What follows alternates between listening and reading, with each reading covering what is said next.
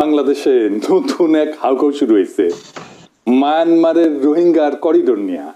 বাংলাদেশে প্রত্যেক দিন ইস্যু পয়দা হয় নতুন নতুন, আমাকেও পিক করতে হয় ইস্যু, কারণ আমার একটা এপিসোড বানাতে তো টাইম লাগে, তাই না? বিষয়টা বুঝতে হয়, পড়াশোনা করতে হয়, এরই মধ্যে একটা নতুন ইস্যু আইসা পড়ে। তা আমি কি করি কন্ত? বাংলাদেশ নিয়ে যারা অ্যাক্টিভিজম করেন আমি তাদের একটু বিনীতভাবে অনুরোধ করি যে নিজের ক্রিটিক্যাল থিঙ্কিং অ্যাবিলিটিটা প্রয়োগ করেন। কোনো পূর্ব ধারণা বা প্রিজামশন থেকে কোনো উপসংহারে পৌঁছায় না। আপনার অ্যাক্টিভিজম আপনার ব্যাখ্যায় আখেরে কার লগে মিলে যাইতেছে সেটা খেয়াল করবেন। কারণটা হইতেছে আপনারা তো অনেকে দেখে প্রভাবিত হয়, তাই প্রভাবিত যদি উল্টা দিকে হয়ে যায় তাহলে তো মুশকিল, তাই না? সমস্ত ভূ রাজনৈতিক সমস্যা, রাজনীতির সমস্যা, দেশীয় আন্তর্জাতিক সমস্যা, এটা খুব পরিষ্কার ভাবে বোঝা না গেলে সব জায়গায় আপনার ব্যাখ্যা কিন্তু ভ্রান্ত হবে। আজকের এপিসোড আপনাদের রোহিঙ্গা সমস্যার এমন একটা পরিষ্কার ব্যাখ্যা দিবে যে আপনি তারপর থেকে এই অঞ্চলের সমস্ত সাম্প্রতিক সমস্যা খুব সহজে বুঝে যাবেন, একেবারে সেল সেলাইয়া বুঝে যাবেন। আমার পক্ষে সবসময় সবকিছুর ব্যাখ্যা টাইম মতো হাজির করা সম্ভব হয় না, বুঝতেই পারেন, নানা কাজ আছে। কিন্তু এখন আমার মনে হইতেছে যে এই ইস্যুটা নিয়ে আমার আরো আগে কথা বলা উচিত ছিল, তাইলে এই ইস্যুটা নিয়ে কনফিউশন দূর হইতো। যা কনফিউশন শুরু হয়েছে জনগণের মধ্যে, পাবলিকের মধ্যে, এমনকি রাজনৈতিক দলগুলোর মধ্যেও। আসেন আল্লাহর নামে শুরু করি। রোহিঙ্গাদের তাড়ানো হইলো কেন এটা দিয়ে। রোহিঙ্গা ইস্যুটা বুঝতে হইলে ইন্ডিয়া ছাড়া বোঝা যাবে না। এখন অনেকে কইবেন দাদা আপনি কিছু হইলে ইন্ডিয়া ধরে টানেন কে? টানতে হয় রে ভাই, কারণ এই অঞ্চলে যা যা হয় তাতে ইন্ডিয়ার একটা কানেকশন আছে। ইন্ডিয়ার মন না বুঝলে, তার কূটনীতি না বুঝলে আপনি সমস্যাগুলোর মূলে যাইতে পারবেন না। ইন্ডিয়ার কি সমস্যা বাংলাদেশ নিয়ে, এই অঞ্চল নিয়ে, তা আমি এই ভিডিওটা ব্যাখ্যা করেছিলাম। যারা দেখেছেন তারা তো জানেনি, যারা দেখেন নাই তাদের জন্য সংক্ষেপে আবারও বলি আর কি। আবারও শুনলে অসুবিধা নাই, এমনকি যারা আগে শুনেছেন তারাও যদি আবার সংক্ষেপে শুনেন তাও অসুবিধা নাই, আবার মনে হবে একই কথা। ইন্ডিয়ার মূল সমস্যা মুসলমান। সে মুসলমান নাম দেখলে ডরে কাঁপে। তার ডর মুসলমানরা যদি আমাদের দেশে আসা যাওয়া করে তাহলে সে তো আমার দেশকে মুসলমান দেশ বানায় ফেলবে। এত নির্যাতন, এত নিপীড়নের পরেও ভারতে মুসলমান জনগোষ্ঠীর সংখ্যা উল্লেখযোগ্য হারে বাড়তেছে, মানে ভারত ভাগের পর থেকে বাড়তেছে। এর মধ্যে মুসলমান বাংলাদেশের লোকজন যদি আসা যাওয়া শুরু করে বর্ডার দিয়া নিরাপদে, তাহলে পশ্চিমবঙ্গ, আসাম, ত্রিপুরা কোনো কিছু আর হাতে রাখতে পারবে না, সব ছুটে যাবে, সেগুলো মুসলমান প্রধান হয়ে যাবে। তাইলে কি করতে হবে ইন্ডিয়াকে? তাইলে বাংলাদেশকে কাঁটাতারের বেড়া দিয়া ঘিরে রাখতে হবে, যেন কেউ আর চলাচল করতে না পারে, কেউ আর ইন্ডিয়াতে ঢুকতে না পারে। আর বাংলাদেশিদেরকে মারতে হবে গুলি কইরা মাঝে মাঝে, তাহলে বাংলাদেশিরা ডরে আর বর্ডারের দিকে যাবে না, ক্রস করবে না, তাই না? বুঝাও তো, সমস্যা তো মিটিয়ে গেল, তাই না? হ্যাঁ, না মিটলো না, নতুন সমস্যা শুরু হইলো।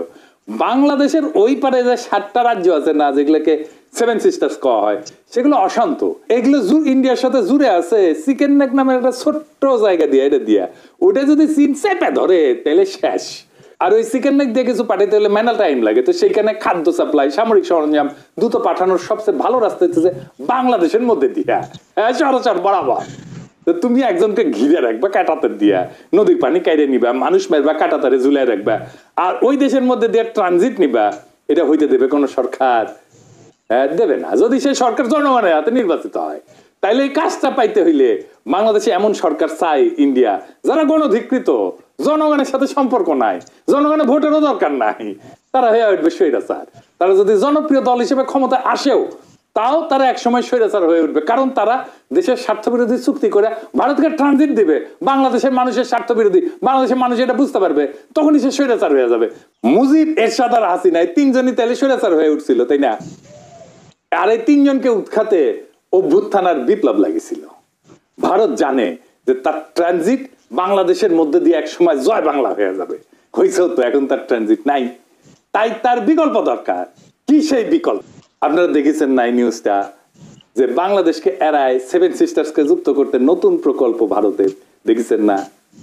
এটা নতুন প্রকল্প না, এটা অনেক পুরানা প্রকল্প। আর এই প্রকল্পের সাথে যুক্ত আছে রোহিঙ্গা সমস্যার একটা গুরুত্বপূর্ণ সূত্র। আসেন সেই ষড়যন্ত্র, কূটচক্র আর ভারতের ইসলাম বিদ্বেষের রাজনীতির এক অন্ধকার অধ্যায় আপনাদেরকে পরিচয় করাই দিই। রোহিঙ্গা সমস্যা সেলসেলাইয়া বুঝে যাবেন, আর কোনোদিন সমস্যা হবে না।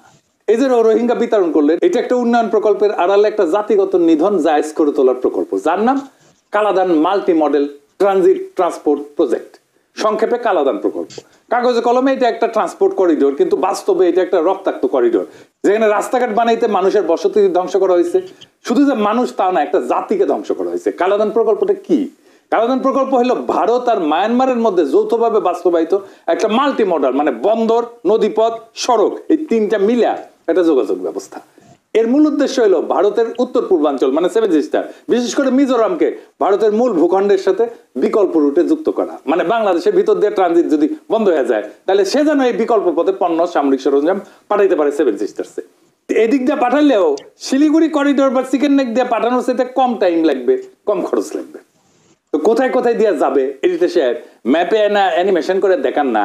ওই যে কলকাতা থেকে সিত্তুয়ে সমুদ্র পথে যাবে, হ্যাঁ মালটা, তারপরে সিত্তুয়েতে নামবে, এইটা নামার পরে সিত্তুয়া থেকে কালেতোয়া কালাদান নদী পথে যাবে, কালেতোয়া থেকে জরিনপুই মিজোরাম সীমান্ত এখানে সড়ক পথে যাবে।